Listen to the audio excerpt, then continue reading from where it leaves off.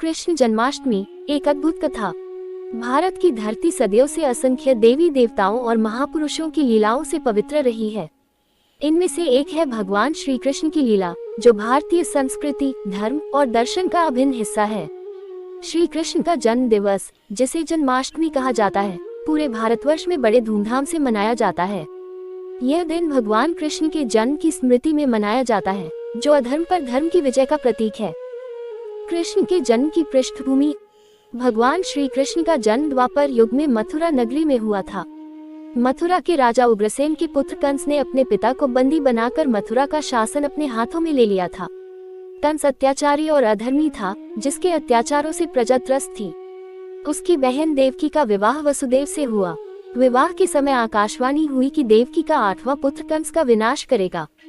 इस भविष्यवाणी से कंस भयभीत हो गया और उसने देवकी और वसुदेव को कारागार में डाल दिया।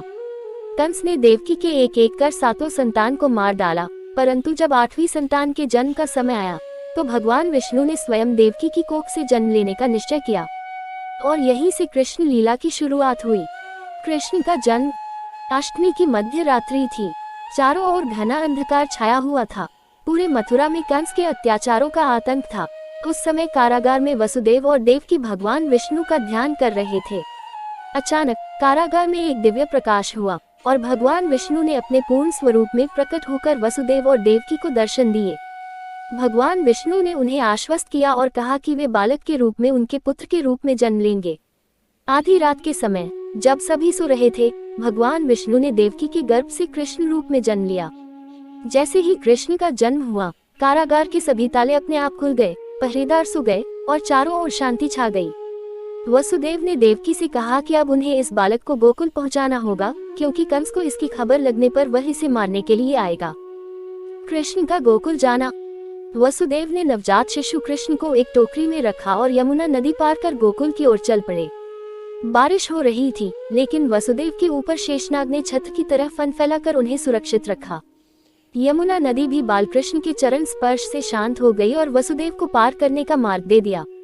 गोकुल पहुंचकर वसुदेव ने बालकृष्ण को नंद बाबा और यशोदा के घर में छोड़ दिया और उनकी नवजात पुत्री को लेकर मथुरा लौट आए। जब कंस को देवकी की 8वीं संतान के जन्म की सूचना मिली तो वह उस शिशु को मारने के लिए दौड़ा, लेकिन जब उसने देखा कि वह शिशु एक कन्या है तो वह चौंक गया। कंस ने जैसे ही कन्या को मारने के लिए उसे उठाया, वह कन्या आकाश में उड़ गई और उसने कंस को चेतावनी दी कि उसे मारने वाला तो गोकुल में पल रहा है। यह सुनकर कंस क्रोधित हो गया, लेकिन अब वह कुछ नहीं कर सकता था। कृष्ण की बाल लीलाएं। गोकुल में श्री कृष्ण का पालन पोषण नंद बाबा और यशोदा माता के स्नेह में हुआ। उन्होंने गोकुल में अनेक बाल लीलाएं की, जिनके कारण वे पूरे गोकुल के प्रिय बन गए। वे मक्खन चुराने की लीला करते, गोपियों को छेड़ते और अपनी मधुर बांसुरी से सबको मंत्रमुग्ध कर देते। गोपियां उनकी बांसुरी की धुन सुनते ही अपनी सुध बुद्ध खो बैठती और उनके पास दौड़ी चली आती। कृष्ण के गोकुल में रहने के दौरान कंस ने उन्हें मारने के लिए अनेक राक्षसों को भेजा, लेकिन कृष्ण ने अपनी लीला से उन सभी का वध कर दिया। पूतना, शकटासुर, तृणावर्त और बकासुर जैसे राक्षसों को बालकृष्ण ने खेल खेल में ही मार डाला। गोवर्धन पूजा और इंद्र का गर्भहरण। गोकुल में ही एक बार भगवान कृष्ण ने गोवर्धन पर्वत की पूजा करने का संदेश दिया। उन्होंने गोकुल वासियों को बताया कि हमें इंद्र देव की नहीं, बल्कि गोवर्धन पर्वत की पूजा करनी चाहिए, जो हमें पशुओं के लिए चारा, जल और छाया प्रदान करता है। गोकुल वासियों ने कृष्ण के कहने पर गोवर्धन पर्वत की पूजा की और इंद्र देव की पूजा बंद कर दी।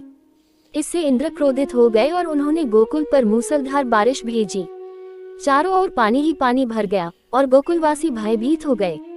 तब कृष्ण ने अपनी छोटी उंगली पर गोवर्धन पर्वत को उठाकर छत्र की तरह तान दिया और सभी गोकुलवासियों को उसके नीचे शरण दी। 7 दिनों तक लगातार बारिश होती रही, लेकिन कोई भी गोकुलवासी हानि नहीं हुई। अंत में इंद्र ने अपनी हार मान ली और कृष्ण के चरणों में आकर क्षमा मांगी। कृष्ण ने इंद्र को क्षमा कर दिया और उन्हें उनका कर्तव्य याद दिलाया। कृष्ण का मथुरा आगमन और कंस वध। जब कृष्ण युवा हो गए तो उन्होंने अपने माता पिता वसुदेव और देवकी को कंस के बंधन से मुक्त करने का निश्चय किया। वे अपने भाई बलराम के साथ मथुरा आए। कंस ने उनका वध करने के लिए अखाड़े में मल्ल युद्ध का आयोजन किया, लेकिन कृष्ण और बलराम ने कंस के सभी योद्धाओं को पराजित कर दिया। अंत में स्वयं कृष्ण ने कंस का वध किया और मथुरा को उसके अत्याचार से मुक्त किया। कंस वध के बाद कृष्ण ने उग्रसेन को मथुरा का राजा बनाया और अपने माता पिता को कारागार से मुक्त किया। मथुरा में कृष्ण के आगमन से वहां की प्रजा को नया जीवन मिला। कृष्ण ने उन्हें धर्म का मार्ग दिखाया और उनके जीवन को सुखमय बना दिया। कृष्ण जन्माष्टमी का महत्व। कृष्ण जन्माष्टमी न केवल भगवान कृष्ण के जन्म की कथा को जीवंत करती है, बल्कि यह हमें धर्म, सत्य और न्याय के मार्ग पर चलने की प्रेरणा भी देती है। यह दिन हमें यह सिखाता है कि अधर्म और अत्याचार का अंत अवश्य होता है और सत्य की सदा विजय होती है। भगवान कृष्ण की जीवन गाथा हमें यह संदेश देती है कि हमें जीवन के हर क्षण में धर्म और सत्य का पालन करना चाहिए, चाहे परिस्थितियां कैसी भी हों। कृष्ण जन्माष्टमी का उत्सव हमारे लिए एक अवसर है जब हम भगवान कृष्ण के उपदेशों और उनकी लीलाओं से प्रेरणा लेकर अपने जीवन को संवार सकते हैं। कृष्ण के बाल स्वरूप की पूजा से हमें यह संदेश मिलता है कि भगवान का आशीर्वाद प्राप्त करने के लिए हमें सच्चे और पवित्र हृदय से भक्ति करनी चाहिए। उपसंहार। भगवान श्री कृष्ण का जीवन और उनकी लीलाएं हमें जीवन के हर पहलू में मार्गदर्शन करती हैं। चाहे वह धर्म का पालन हो, कर्मयोग का संदेश हो या भक्ति का महत्व, कृष्ण की कथा हमें हर दिशा में प्रेरित करती है। कृष्ण जन्माष्टमी का पर्व हमें उनके दिव्य चरित्र और उपदेशों को स्मरण करने का अवसर प्रदान करता है। यह पर्व हमें यह याद दिलाता है कि भगवान श्री कृष्ण सदा हमारे साथ हैं और हमें धर्म और सत्य के मार्ग पर चलने का साहस देते हैं। कृष्ण जन्माष्टमी के इस पावन पर्व पर हमें संकल्प लेना चाहिए कि हम भी अपने जीवन में भगवान कृष्ण के उपदेशों का पालन करेंगे और समाज में धर्म, सत्य और न्याय की स्थापना करेंगे।